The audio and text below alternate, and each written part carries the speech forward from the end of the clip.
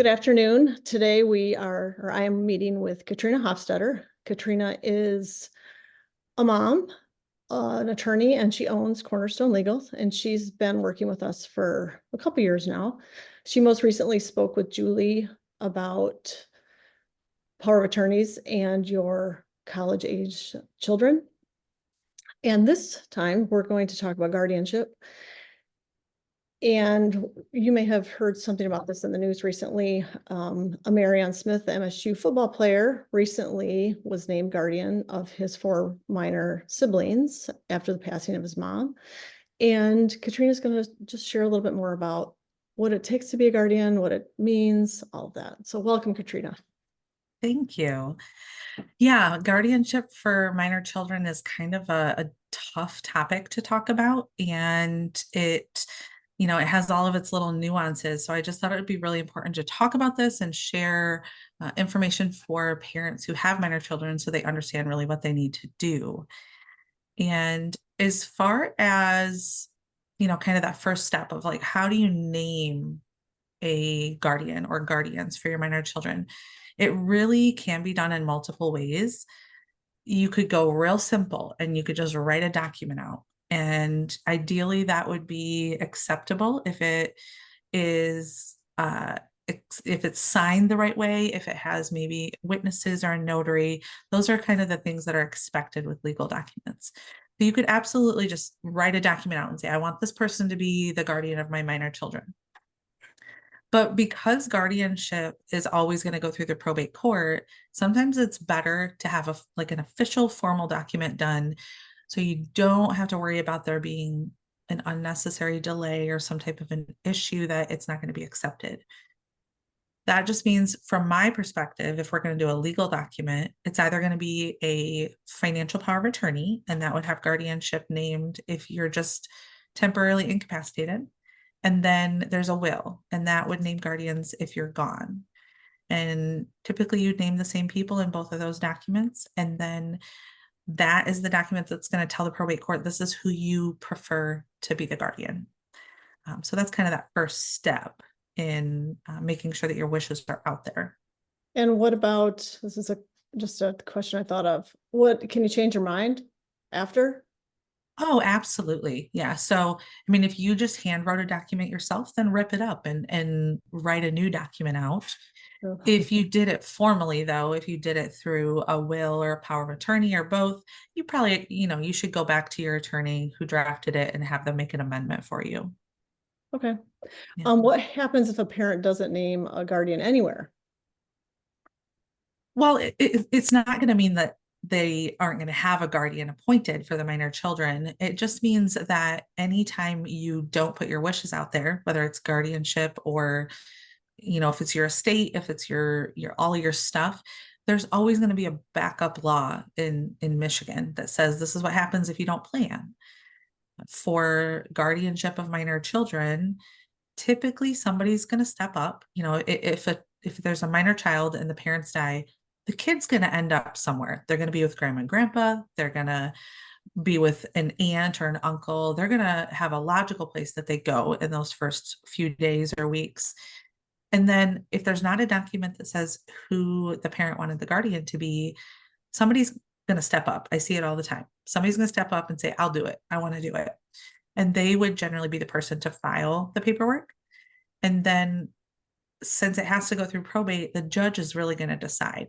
They're going to look at the relationship between the potential guardians and the children, where do they live and where do the kids go to school, and, is there financial stability? So they're going to look at all of those things in a way that they wouldn't necessarily scrutinize as much if the parents put in writing, this is who I want it to be. And then, other people are going to be involved in that process, but then ultimately a judge is going to decide this is who has either asked to be appointed and they're fit and suitable, or, maybe somebody else shines through and they decide to appoint someone else. But ultimately the Michigan laws are going to kind of have that backup. So everybody should put a deadline. If you don't have this established right now, you should have established by Yeah. Let's put a goal. Everyone should have their own goal out there is what we're saying, right? I mean, Yes. Yep. now what happens, what's the process to establish, you kind of just shared this, about to establish a guardian after a parent passes away? Is there anything else you wanted to add about that? Yeah, I mean, it's not a super simple process. It's not real quick because it goes through probate. There's always going to be paperwork. And when we're talking about giving someone else legal custody, physical custody of a minor child, the court's going to go through background checks and they're going to check criminal records and all of that. So there's paperwork that has to be done both for the minor child or children and the person who wants to be in charge. And then there's also a lot of social history information that gets collected. The court wants to know, where's the child living? Where do they go to school? Do they have an established routine? They really gather a lot of information when we're talking about minor children. So all that paperwork gets pulled together. And then I also want to know if that child happens to be 14 or older in Michigan, they get a say in it as well. So they get to put their 2 cents in. They actually have to sign some of that paperwork. And then once the paperwork's filed, then they're going to schedule a hearing. So that could be maybe a couple weeks out if we're in a more rural county, or you could be looking at, 6 to 8 weeks out if you're in a real busy county. So you're going to have to wait. You got to wait for that hearing to get appointed. And then the only other thing I would note is once guardianship is set up, it's not a one and done type of thing. You actually have to file an annual report every year. The whoever the guardian is has to file an annual report every year just to keep the court updated on how's this kid doing and are they thriving. A couple more questions because this was asked of me and I just thought of it. Guardian, it doesn't really take hold like on legal documents where it's parent or guardian. We sign 100 of them a year at school. Only when it's when it's time to utilize the guardian do they start signing things, correct? Legally they can't before then. Right. Yeah, I get that question a lot with even things like powers of attorney and medical documents.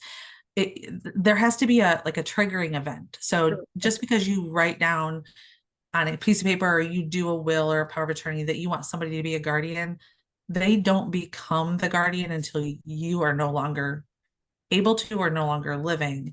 And then even if you do pass away, they still have to go through that court process. Okay. And what are your feelings about kids' input, especially when they're, maybe 7, 8, 9, 14, 15? Yeah. I haven't really looked into the history of that law that says that 14 and over gets the ability to give their input.